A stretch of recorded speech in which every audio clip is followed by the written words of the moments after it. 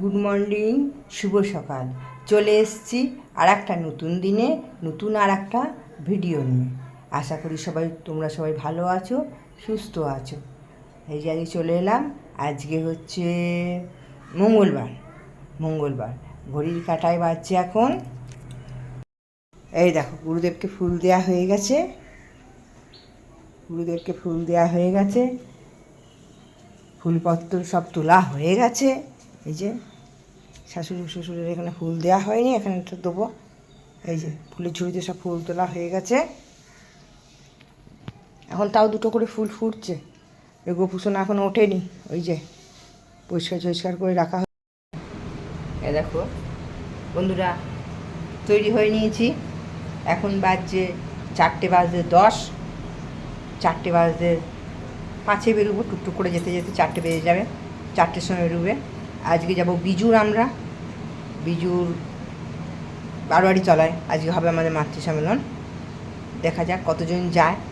আসলে বেশ, যত যায় ততই ভালো, যত মায়েরা যাবে ততই ভালো। আমরা আজকে চললাম। চলো, এই যে আমি তো সেই আগের সেই শাড়িটা সেটাই পরেছি।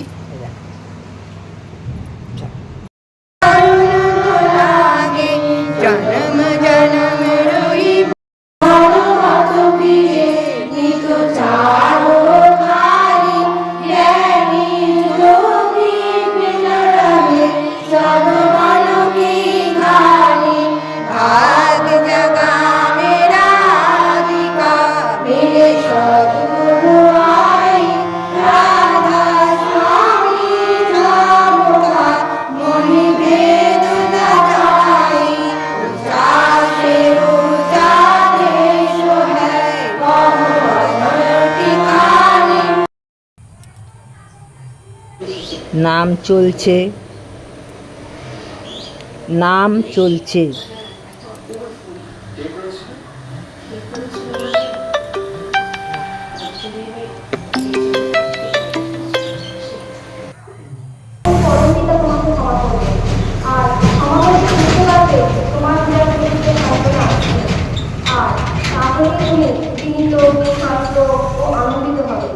যে অনুতপ্ত হয়েও পুনরায় সেই প্রকার দুষ্কর্মে রত হয়, বুঝতে হবে সে সত্তরই অত্যন্ত দুর্গতিতে পতিত হইবে।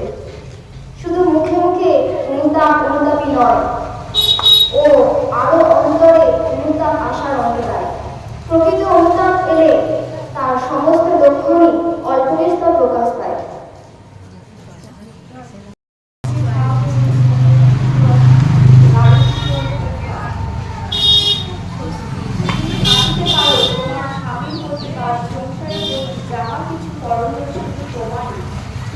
কিন্তু বুঝিও, ভালো পাইতে বলে ভালো করিতে হয়, তাহা তোমার বেলায় যেমন অন্যের বেলায়ও তেমনি।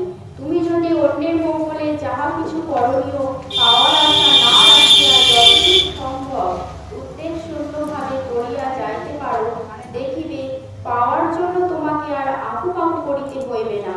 পাওয়া তো আসিবেই, তোমার মনে অন্তরিক্ষে কে যেন গাহিয়া উঠিবে, স্বস্তি স্বস্তি স্বস্তি।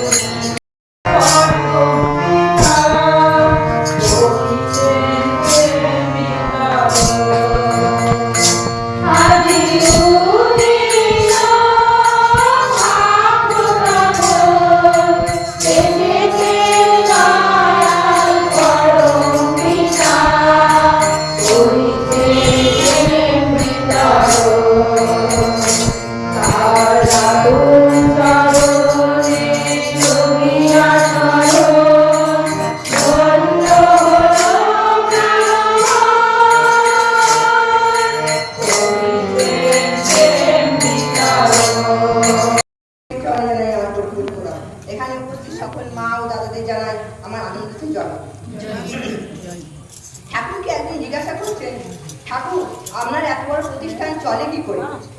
ঠাকুর বলছেন এক কথায়, আমার আয় হচ্ছে মানুষ, ব্যয় হচ্ছে ভালোবাসা। ঠাকুর মানুষকে খুব ভালোবাসতেন, আর তিনি একটা মানুষের বদলে একটা সাম্রাজ্য ত্যাগ করতে পারতেন। সেই জন্যই আমরা ঠাকুরকে বলি পরম প্রেমময়। ঠাকুর আমাদের যোগ্য সন্তান রূপে দেখতে চেয়েছেন। যদি আগেকার যুগে যখন যুবকতারা এসেছে, তারা এসেছেন পাপীদের নাশ করতে আর সাধুদের পরিত্রাণের জন্য। কিন্তু আমাদের ঠাকুর এসেছেন পাপীদের নয়, পাপকে নাশ করে যোগ্য মানুষকে তৈরি করার জন্য। কেন এরকম? কারণ আমরা যদি এখন বাইরে বেরোই, আত্মীয় স্বজন, বন্ধু বান্ধব যাকেই জিজ্ঞাসা করবো কেমন আছো, সে দুঃখ ভরে বলবে ভালো নেই। তার প্রধান কারণ হয়ে দাঁড়ায় তার সন্তান। কেননা সন্তান তার কথা শোনে না, সন্তান তার অবাধ্য। আর এর কারণ, আসল কারণ হচ্ছে আমরা মা বাবারা যোগ্য হয়ে উঠতে পারিনি। তাই ঠাকুর বলেছেন 5 বছরের নাম, আর নাম দিতে সে আদৌ কথা হতে, যখন ছোট্ট ছোট্ট কথা বলবে তখন থেকে নাম দিতে, আর 12 বছর বয়সে দীক্ষার বাড়াজালে বেঁধে দিতে। এমনি করে বেঁধে দিলে সেই সন্তান একটা সুসন্তান হবে। আর তারপরে সে যখন পিতা কিংবা মাতায় হবে, দক্ষ মানুষ হবে, তখন তাদের থেকে যে সন্তান হবে, সে সন্তানও দক্ষ সন্তান, সুসন্তান হয়ে পৃথিবীতে আসবে। রামকৃষ্ণ ঠাকুর স্বামী বিবেকানন্দকে বলছে গুরু নেওয়া লাগে। তখন স্বামী বিবেকানন্দ বারবার বলছে, স্বামী বিবেকানন্দ রেগে যাচ্ছে, গুরু নেওয়া লাগে বলছে, গুরুটাকে এবার গুরুটা আবার কিভাবে নেওয়া লাগে? তখন রামকৃষ্ণ ঠাকুর একটা কমন্ড নিয়ে এসে সেটা স্বামী বিবেকানন্দের কাছে বলছে এটা কি বলতো? বলছে এটা কোন গুরু? বলছে কি দিয়ে তৈরি? তামা দিয়ে তৈরি। বলছে কে তৈরি করেছে? যে তামা দিয়ে।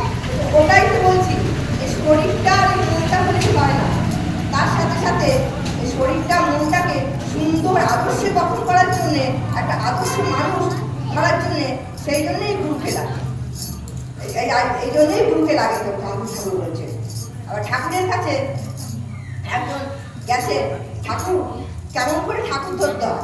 তখন ঠাকুর বলছেন, ঠাকুর কেমন করে ধরতে হয়? তোদের বাড়িতে তোদের সন্তানকে কেমন করে ধরতে হয়, তোদের মা বাবাকে কেমন করে ভালোবাসতে হয়, বউকে কেমন করে ভালোবাসতে হয়, এটা যেমন শেখাতে হয় না, তেমনি ঠাকুরকে কেমন করে ধরতে হয়, ঠাকুরকে কেমন করে ভালোবাসতে হয়, সেটা শেখানোর জন্য, ঠাকুরের কাজ কেমন করে করতে হবে সেটা শেখানোর জন্য অন্য মানুষকে কি জন্য লাগবে, সেটার জন্য অন্য মানুষের নিজেদের বেলায় একরকম আর আমার বেলায় কি জন্য আলাদা হয়ে যায়। তাই এই ঠাকুরকে এইভাবে ধরা একটা ছোট্ট গল্প আছে, আমরা জানি সকলে। আরণ্যক, ছোট্ট শিশু, সে ছোট্টবেলায় সে থাকতো আশ্রমে। গুরু একদিন তাকে বলেছে, আরণ্যক যাও আমার জমিটা দেখে এসো। আরণ্যক গেছে দেখতে, গিয়ে দেখছে বাঁধ ভেঙে গেছে, আদের বাঁধটা ভেঙে গেছে।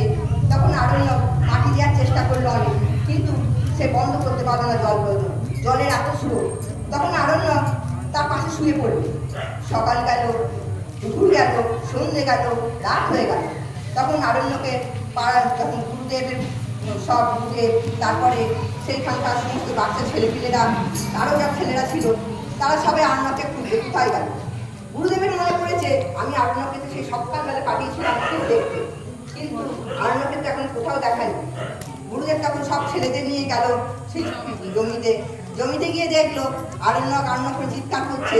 তখন আরণ্যক বলছে, গুরুদেব আমি এখানে শুয়ে আছি। বলছে তুমি এখানে শুয়ে আছো কেন? তখন বলছে, গুরুদেব আপনি জমি দেখতে পাঠিয়েছিলেন, আপনার আল ভেঙে জল বেরিয়ে যাচ্ছিল, সেই জল আমি কিছুতে আটকাতে পারিনি, সেই জন্য আমি শুয়ে আটকেছি। তাই ছোট্ট বাচ্চাটা গুরুর প্রতি কত টান, কত ভালোবাসা, কত প্রেম, সেই জন্য সে গুরুদেবের জমি থেকে সামান্য জমিটার থেকে যাতে জল না বেরিয়ে যায়, সেই জন্য সে খাওয়া ঘুম ওই বর্ষার মধ্যে সে জমির মধ্যে এইরকমভাবে ভাবিত হয়ে ঠাকুরকে ভালোবাসতে হবে। ঠাকুর বলছেন, প্রণামের অর্থ কি জানিস? প্রণাম মানে প্রবীণের চলন মাথায় নিয়ে চললে বাড়বে মাথায় ঘি। কেন এরকম বলে? কারণ প্রবীণের চলন মাথায় নিয়ে মাথায় বাড়বে তার ঘি। এই প্রবীণ যারা শ্রেষ্ঠ, তাদের চলন যদি আমরা চলি, তাহলে আমাদের জ্ঞান বুদ্ধি বৃদ্ধি পাবে। এই প্রবীণের চলনে মাথায় নিয়ে চলতে হবে আমাদের নিজেদের উন্নতির জন্যে, আমাদের ভালো আদর্শ মানুষ হওয়ার জন্যে। এইখানে ঠাকুর আবার বলেছে যে দুর্বলের বিরুদ্ধে যুদ্ধ করতে হবে।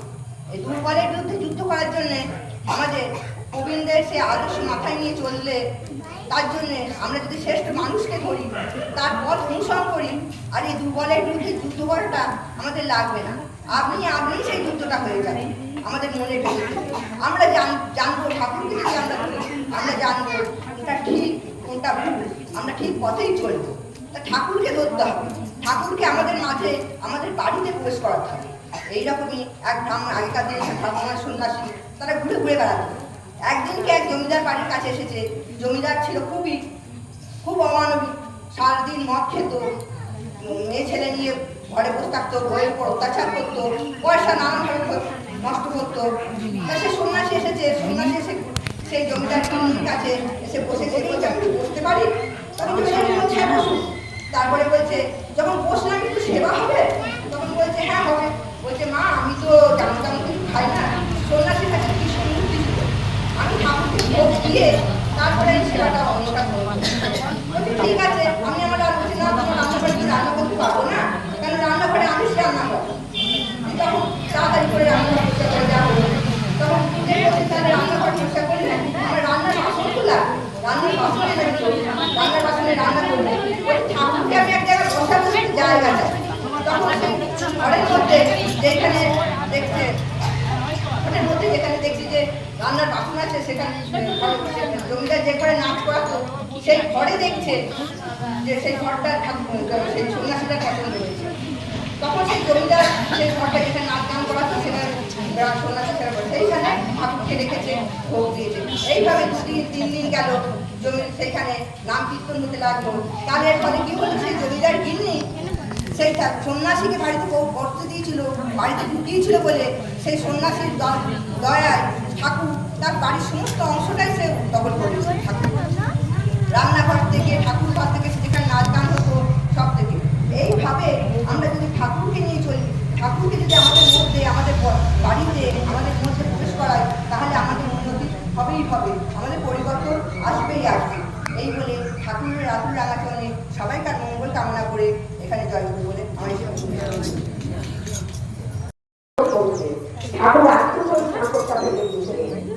পরের দিন দুপুরবেলা যখন মা চাল বাঁধতে বসেছে, তখন ঠাকুর জিজ্ঞেস করছে, বলবো তুমি এখন চাল বাঁধতে বসলে কেন? বলবো আপনার মুখে কালকে ঠাকুর বলছিল। বলে তুমি জানলে কি করে? বলে আমি অন্তর্যামী ভগবান। তাহলে ঠাকুরকে কতটা ভালোবাসতেন, স্বামীকে কতটা তিনি ভালোবাসতেন, কতটা তিনি ভক্তি করতেন। তাহলে আমাদের এখনকার যুগের মেয়েরা কি করে?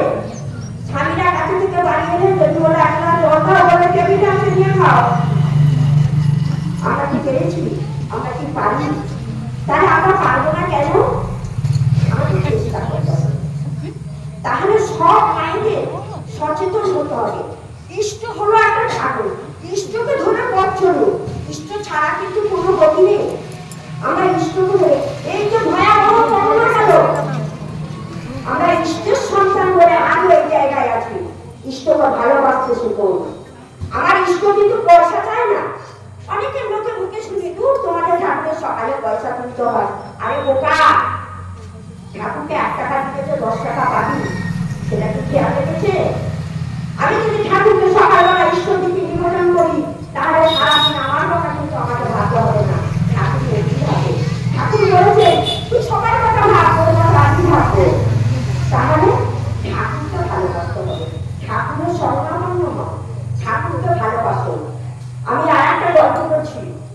পূর্ব মেদিনীপুরে আচার্যদেব চরণে আমার শতকোটি প্রণাম, অবিন্দদার চরণে আমার শতকোটি প্রণাম, গুরু পরিবারের প্রত্যেকের চরণে আমার শতকোটি প্রণাম। এখানে মায়েদের বাবাদের জয় গীত আনন্দিত জয় গুরু।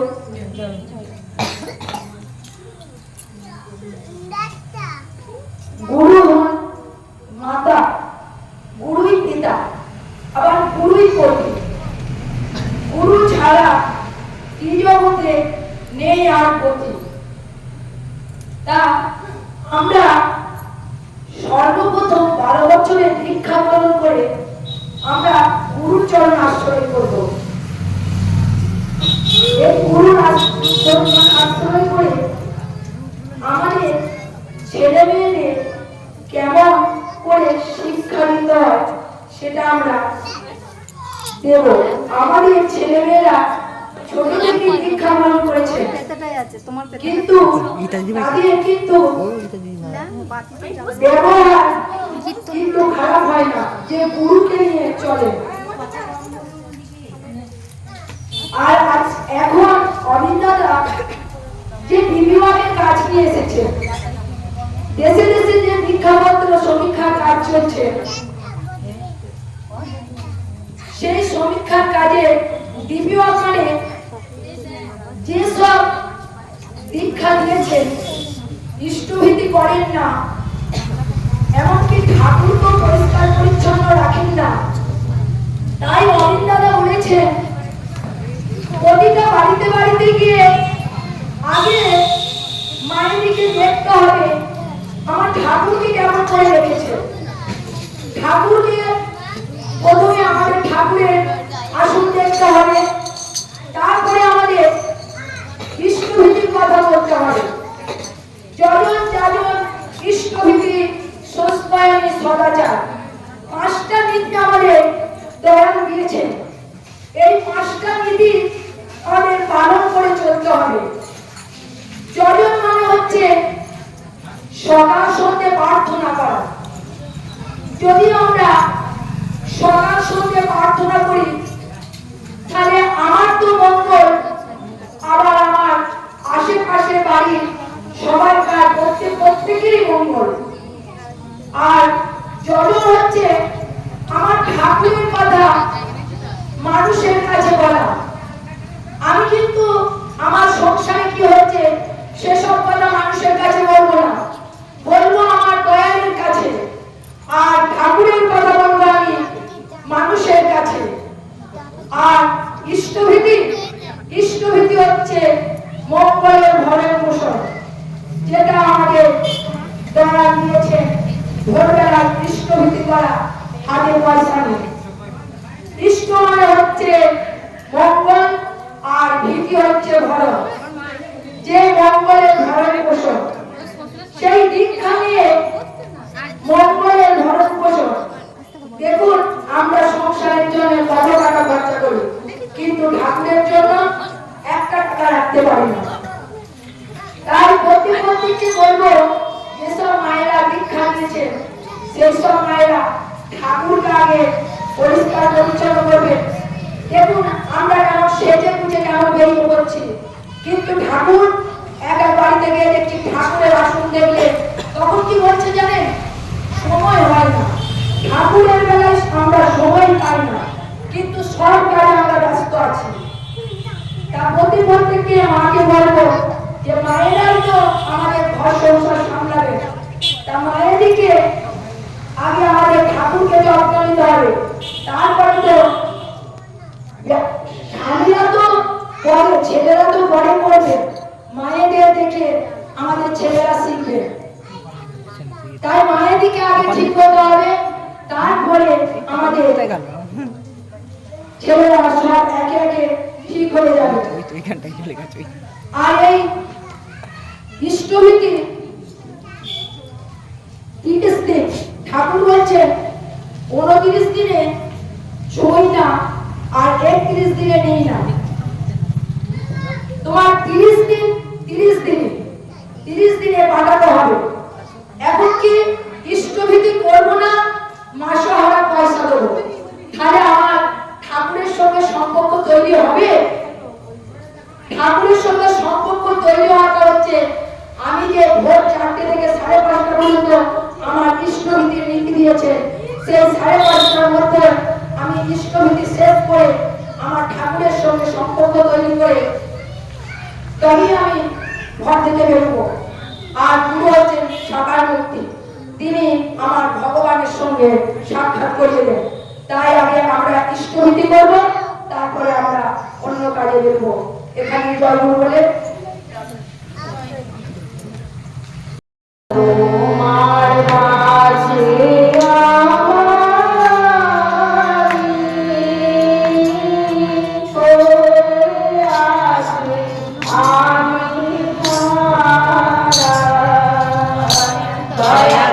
তোমার মাঝে আমার